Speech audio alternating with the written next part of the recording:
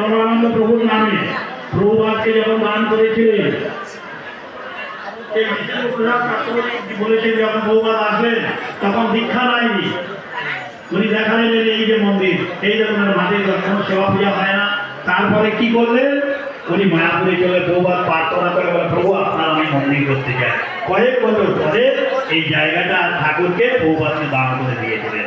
সেই সময় এই মন্দির নির্মাণ করে সেবা শুরু করলেন দীর্ঘদিন। আর আমাদের সতীশ প্রভু পূজ্যপাদ নয়নানন্দ দাস বাবাজি মহারাজ ইনি এখানে প্রভুপাদ তাকে পাঠিয়েছিলেন, ইনি এখানে দীর্ঘদিন ছিলেন।